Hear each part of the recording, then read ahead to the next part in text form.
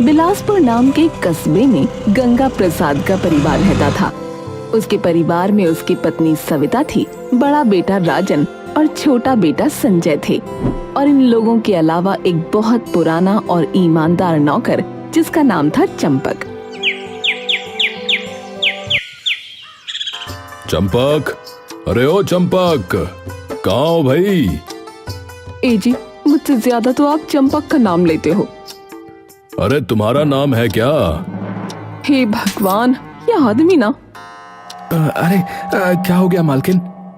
अरे कुछ नहीं, मालकिन को दौरे पड़ते रहते हैं। उन्हें छोड़ो भाई, तुम जरा मेरी अलमारी से वो लाल वाली फाइल तो निकाल लाओ। अभी लाया मालिक। क्या कहा आपने? दौरे पड़ते हैं मुझे?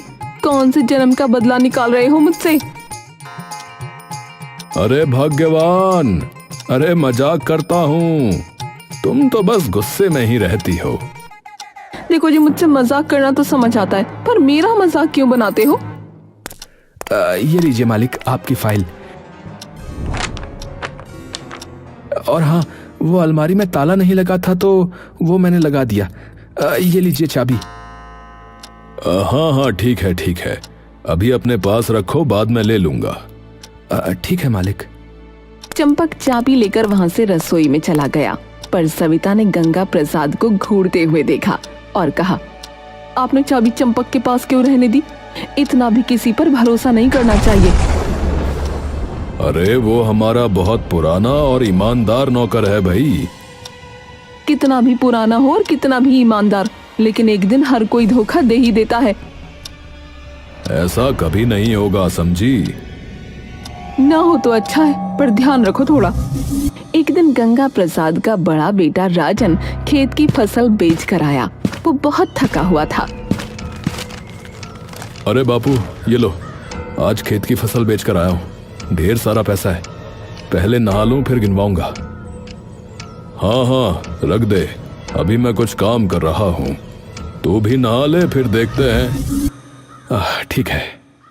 राजन ने जल्दबाजी में वो पैसे बरामदे में ही रख दिए और नहाने चला गया। लेकिन जब लौट कर आया तो बरामदे का नजारा देख उसकी आंखें फटी की फटी रह गईं। पैसे गायब थे। अरे बापू, माँ, ये पैसे कहाँ गए? अरे जहाँ रखे थे वहीं होंगे, नालायक। अरे मैंने तो यहीं बरामदे में रख दिए थे, मेज पर। तूने खुले में क्यों रखे थे? घर में चोर बिठा रखा है क्या? मैंने तो पहले ही कहा था, इतना भरोसा किसी पर मत करो। देखो, चंपक भी घर में ना दिख रहा, वही ले गया लगता है। अरे तुम चुप रहो भाग्यवान, चंपक कभी ऐसा नहीं कर सकता, समझी? हाँ बापू, चंपक भाई तो ऐसे हैं कि अपनी किडनी भी बेच दें, पर किसी का 1 रुपया ना लें। वाह, किडनी बेचने की मिसाल दे रहे हो, पर अभी देख लो, गायब है। अरे यहीं कहीं होंगे, और बाकी लोग पैसे ढूंढो ना। सब परेशान थे कि तभी दरवाजा चर चर की आवाज के साथ खुला और चंपक अंदर आया, हाथ में टोकरी जिसमें टमाटर, भिंडी और हरी मिर्च भरी थी। अरे सबके चेहरे ऐसे क्यों लटक गए हैं? क्या हुआ, कोई मर गया क्या? अरे चंपक भाई, आपने बरामदे में रखे पैसे देखे थे? हाँ देखे थे, मुझे पता नहीं था किसके हैं, तो मैंने सोचा कोई और ना ले जाए, इसलिए सोफे के तकिए के नीचे दबा दिए। लो देख लो। चंपक ने तकिया उठाया और सबकी सांसें थम गईं। नोटों का पूरा पुलिंदा वहीं रखा था। अरे मेरे पैसे।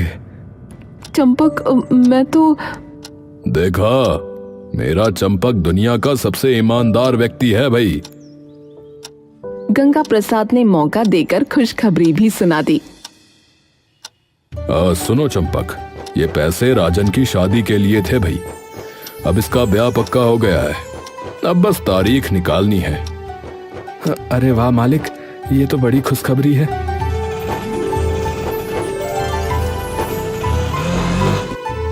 कुछ समय बाद राजन की शादी मीनाक्षी से हो गई और मीनाक्षी अपने साथ अपने मायके से एक नौकर लेकर आई जिसका नाम था मुन्ना।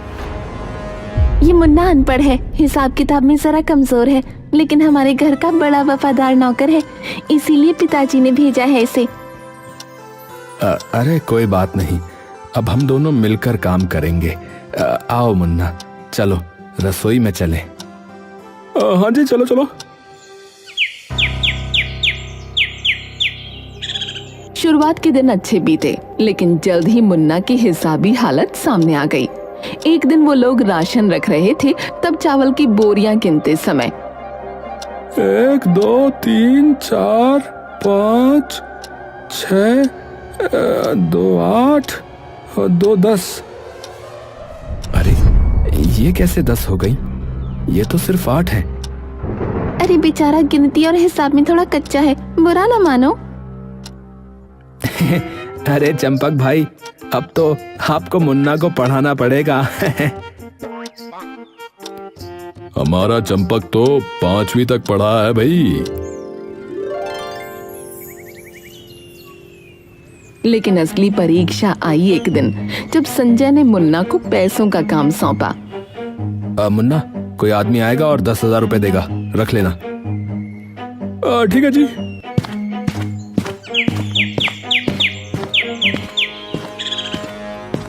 आदमी आया, पैसे दिए और मुन्ना ने बिना गिने रख दिए। लेकिन चंपक ने पैसे गिने तो सिर्फ 9,000 निकले। मुन्ना, इसमें 1,000 रुपए कम है। अरे मैं तो वो चंपक, उस पर इल्जाम मत लगाओ, बेचारा अनपढ़ है, गिन नहीं पाया होगा। जिसने पैसे दिए उसी से पूछो। चंपक ने तुरंत उस आदमी को रोका। भैया, आपने कितने रुपए दिए थे? अरे भाई, पूरे 10,000 थे। तो देखिए, ये सिर्फ 9,000 है। अरे ये कैसे हो गया भाई?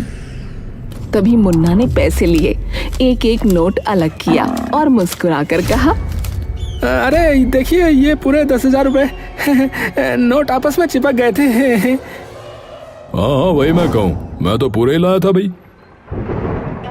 ये सचमुच चिपके थे या इस मुन्ना ने छिपा लिए थे? मुझे तो चिपके नहीं दिखे। अब घर में चंपक और मुन्ना दोनों ही काम कर रहे थे, लेकिन फर्क साफ दिखता था। चंपक का काम चमकता दमकता रहता, जबकि मुन्ना का काम कह ले हमेशा थोड़ा सा टेढ़ा निकल आता था। अरे ये खाने में इतना तेज नमक किसने कर दिया? मैंने डाला था। हाँ, और लगता है पूरा डिब्बा ही डाल दिया होगा। फिर शाम के टाइम चाय बनी तो संजय चाय पीते ही बोल पड़ा, क्या चाय है, मजा ही आ गया। किसने बनाई है? अरे हाँ भाई, एकदम लाजवाब है। किसने बनाई? भाई मुन्ना ने? मैंने नहीं बनाई। हाँ, ये तो चंपक ने बनाई थी। देखो, चंपक जो है हर काम दिल से करता है। धन्यवाद मालिक। घर में जब जब तारीफ होती, चंपक का ही नाम लिया जाता। सब कहते, वाह चंपक वाह। और ये देखकर मीनाक्षी के दिल में एक चुभन सी होने लगती थी। ये नौकर है या घर का लाडला बेटा? सब बस इसकी तारीफ के पुल बांधते रहते हैं। क्या हुआ? क्या सोच रही हो? नहीं कुछ नहीं। चंपक केवल काम ही नहीं करता था, बल्कि अपने गांव, अपने घर की बातें भी बड़े अपनत्व से सुनाता था। एक दिन वो रसोई में सविता के साथ बैठा था, तभी मीनाक्षी भी वहां आ गई। मालकिन, मेरी अम्मा बहुत प्यारी हैं। उन्होंने मुझे बचपन से इतना संभाला है कि आज भी गांव जाता हूं तो सबसे पहले उनका आशीर्वाद लेता हूं। आशीर्वाद लेकर ही घर से निकलता हूं। हाँ, माँ का आशीर्वाद ही सबसे बड़ा खजाना है। देखो जरा, ये तो सास से ऐसे घुल मिल रहा है जैसे बरसों का रिश्ता हो, और मुझसे तो सास ढंग से 2 शब्द भी ना बोलती। और बहू जी, आप गांव में कभी गई हैं? नहीं, और मुझे जाना भी नहीं। और ये कहकर वो वहां से उठकर चली जाती है। और फिर मीनाक्षी ने मुन्ना को समझाया कि वो भी सबके साथ घुल मिलकर बातें करे। मुन्ना, तुम भी थोड़ा बोल बतिया लिया करो, तभी लोग तुम्हें नोटिस करेंगे। ठीक है दीदी। लेकिन जब मुन्ना ने राजन और संजय से बात करने की कोशिश की तो दोनों हाँ हाँ करके फिर अपने काम में लग गए। भैया कल मैं सपना देख रहा था। अच्छा यार, पानी लाओ पहले, प्यास लगी है। हाँ, और चाय भी बना दो। मुन्ना की कोशिशें बेअसर रहीं। इधर एक दिन अचानक चंपक के पास उसके गांव से फोन आया। अरे चंपकवा, जल्दी आ जा भैया, तेरी माँ की तबीयत बहुत बिगड़ गई है। अरे कह रहे हैं ऑपरेशन करवाना पड़ेगा वरना मुश्किल हो जाएगी भैया। अरे भगवान, अरे मैं अभी आता हूँ, पर आप कौन बोल रहे हैं? अरे भैया हमरी छोड़ो, जल्दी आओ, और हाँ कम से कम 1 लाख रुपया लेकर आना। ठीक है। चंपक ने तुरंत गंगा प्रसाद को सारी बात बताई। मालिक, अम्मा की तबीयत बहुत खराब है बता रहे, उनका ऑपरेशन होना है, मुझे पैसे चाहिए थे। कितने चाहिए? मालिक कम से कम 1 लाख रुपया। ये लो, अभी ले जाओ और अपनी माँ का इलाज कराओ। चंपक 1 लाख रुपए लेकर चला गया, लेकिन मीनाक्षी का शक बढ़ गया। आपको क्या लगता है ये सच बोल रहा था? मुझे तो लगता है झूठ है। अरे नहीं बहू, चंपक झूठ क्यों बोलेगा? हो सकता है ये पैसे लेकर ऐश कर रहा हो, घूम फिर कर वापस आ जाएगा। 1 लाख कोई छोटी रकम है क्या? धीरे धीरे मीनाक्षी ने घर के सभी लोगों को भड़काना शुरू कर दिया। सोचिए, इतना बड़ा अमाउंट और हम ऐसे ही दे दें? क्या पता गांव में कोई बीमारी ही ना हो। लेकिन बापू को भरोसा है उस पर। भरोसा तो चोर पर भी होता है, चोरी होने से पहले। मीनाक्षी की बातें घर में हल्का हल्का जहर घोलने लगी। अब तुम्हें अच्छा बनना होगा, काम भी बढ़िया करना और सबके सामने बातें भी करना, तभी लोग समझेंगे असली भरोसेमंद कौन है। हाँ दीदी, मैं कोशिश करूंगा। मीनाक्षी ने मुन्ना को घर में अच्छी तरह से पेश करना शुरू कर दिया। चाय बनवाकर सबके सामने कहती, देखो मुन्ना ने कितनी अच्छी चाय बनाई है। और अगर खाना ठीक निकला तो बोलती मुन्ना ने ही बनाया है। अरे बहू, मुन्ना तो अच्छा है लेकिन चंपक जैसा नहीं। बस यही तो बदलना है और मैं बदल कर रहूंगी। कुछ दिन बाद अचानक एक दोपहर आंगन के दरवाजे पर चंपक की परछाई दिखी। हाथ में एक पुराना थैला, चेहरे पर थकान और आंखों में बोझ। लेकिन जैसे ही घर वालों ने देखा, मीनाक्षी की आंखों में चमक आ गई। लो, आ ही गया, अब तो इससे सवाल जवाब होंगे। अरे चंपक, अरे इधर आ, बैठ। जी मालिक। बता, तेरी माँ को क्या हुआ था, कैसे हुआ था? जी वो मतलब, हाँ बीमारी थी वो। अरे जरा साफ साफ बोल, अटक क्यों रहा है? अरे भाई चंपक, सच बता, क्या हुआ था? जी वो मैंने मतलब। अरे बोल वरना अच्छा नहीं होगा। मालिक, मैंने सट्टा लगाया था और हार गया, इसलिए। ये सुनते ही जैसे घर में बिजली गिर पड़ी। मीनाक्षी के चेहरे पर विजयी मुस्कान फैल गई, जबकि बाकी सबके चेहरों पर गुस्से की लाली। हरामजादे हैं, हमारी मेहनत की कमाई जुए में उड़ा दी। चंपक, तुमने हमसे धोखा किया। अरे हमें तुमसे ये उम्मीद नहीं थी भाई। हाँ बिल्कुल नहीं। निकल जा, अभी के अभी निकल जा हमारे घर से। मालिक माफ कर दो, एक मौका दे दो। कोई माफी नहीं, निकल। चंपक आंसुओं में भीगा दरवाजे से बाहर चला गया। मीनाक्षी ने मन ही मन सोचा, अच्छा हुआ कांटा खुद ही निकल गया। अब घर की जिम्मेदारी पूरी तरह मुन्ना पर आ गई। बर्तन धोना, झाड़ू पोछा, बाहर का काम सब उसी के हिस्से में आ गया।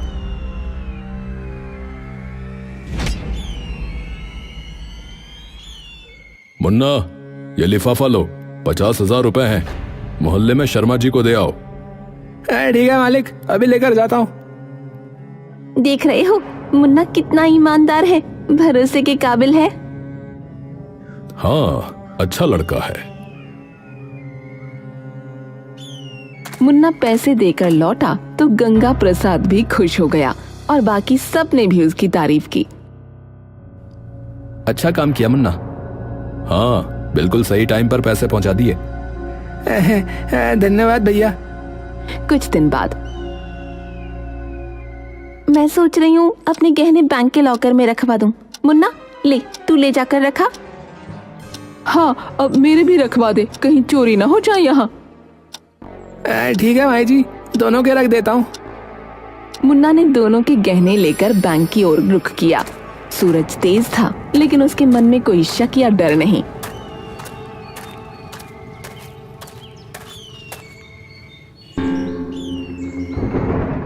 शाम ढलते ही आंगन के दरवाजे पर मुन्ना लौटा, चेहरा पीला, आंखें लाल और होंठ कांपते हुए। अरे, ये क्या हुआ तेरे चेहरे को? मालिक बैंक के सामने से कुछ लोग आए, मोटरसाइकिल पर गहनों का बैग छीनकर भाग गए। मैं कुछ कर न सका मालिक। हाय राम, मेरे गहने! हे भगवान, मेरा सब कुछ चला गया। अरे तूने पीछा क्यों नहीं किया रे? अरे बहुत तेज थे, मैं भाग भी नहीं सका मालिक।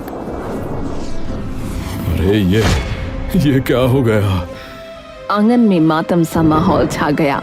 मीनाक्षी और सविता जमीन पर बैठकर रोने लगीं, पर संजय चिल्लाया, चुप रहो सब, चलो देखते हैं क्या हुआ है। क्या देखेंगे मालिक, मैंने तो बता दिया। चुप, बैंक में सीसीटीवी कैमरा लगा है। अगर बैंक के सामने तुझसे कुछ छीना गया है तो हमें मोटरसाइकिल का नंबर जरूर मिलेगा। हाँ, अब क्या मिलेगा? ऐसे लोग नकली नंबर प्लेट लगाते हैं, कुछ हाथ नहीं लगेगा। मिलेगा या नहीं ये बात की बात है, अभी चलना पड़ेगा ना। सब फौरन बैंक पहुंचे। भाई साहब, जरा 11 से 12 बजे की फुटेज दिखा दीजिए। हाँ जरूर, ये देखिए।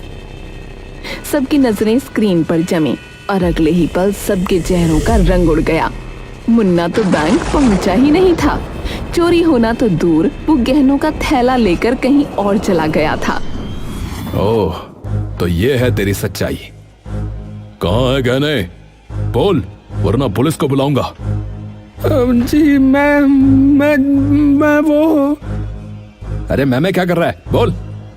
मुन्ना कांपते हाथों से गहनों की पोटली निकालकर गंगा प्रसाद के हाथ में थमा देता है। लेकिन तभी गली के मोड़ से पुलिस की गाड़ी आकर रुकती है और मुन्ना को पकड़ने लगती है। पर तभी राजन ने जो कहा वो बड़ा अजीब था।